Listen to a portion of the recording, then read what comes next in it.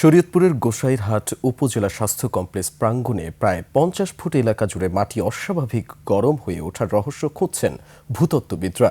বাপেক্সের প্রতিনিধি দল সেখানে গিয়ে পরীক্ষা নিরীক্ষা চালালেও প্রাকৃতিক গ্যাসের উপস্থিতি পাওয়া যায়নি। এদিকে নিরাপত্তা নিশ্চিত করতে পুরো এলাকা ঘিরে রাখা হয়েছে, বন্ধ করে দেয়া হয়েছে আশপাশের বিদ্যুৎ সংযোগ। প্রতিনিধি আবুল বাশারের তথ্য ও ছবিতে ডেস্ক রিপোর্ট। শনিবার গোসাইরহাট উপজেলা স্বাস্থ্য কমপ্লেক্স প্রাঙ্গণের একটি স্থানে মাটি অস্বাভাবিক উত্তপ্ত হয়ে ওঠার পর বিষয়টি প্রথমে নজরে আসে স্থানীয়দের। পরে মাটি খুঁড়ে পরীক্ষা করলে ভেতর থেকে তীব্র তাপ ও ধোঁয়া বের হয়। এতে এলাকায় কৌতূহলের পাশাপাশি আতঙ্ক ছড়ায়। বাপেক্সের ভূতত্ত্ব বিভাগের একটি দল ঘটনাস্থলে গিয়ে আগুন জ্বেলে ও পানি ঢেলে পরীক্ষা চালান। কর্মকর্তাদের ধারণা, ভূগর্ভস্থ গ্যাস না হলেও মাটির নিচে কোনো কেমিক্যাল রয়েছে।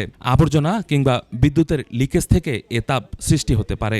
ওয়াটার ডিসপ্লেসমেন্ট সেই প্রক্রিয়া আমরা চেষ্টা করেছি। যেহেতু বুদবুদের উপস্থিতি নেই, সেহেতু গ্যাস নেই বলে আমরা ধারণা করছি। নিরাপত্তার স্বার্থে স্থানটিকে পুরোপুরি ঘিরে রাখার কথা জানিয়েছে উপজেলা প্রশাসন। এই জায়গা থেকে কিছু স্যাম্পল কালেকশন করেছে এবং ল্যাব টেস্টের মাধ্যমে তারা আমাদেরকে এই রেজাল্টটা জানাবে এবং ইন দ্য মিন টাইম আমরা এই জায়গাটা একটু কর্ডন করে রাখছি, আমরা অধিক সতর্কতাবশত। এছাড়া বাড়তি নিরাপত্তা বিবেচনায় ওই স্থানের বিদ্যুৎ সংযোগ সাময়িকভাবে বন্ধ রাখা হয়েছে।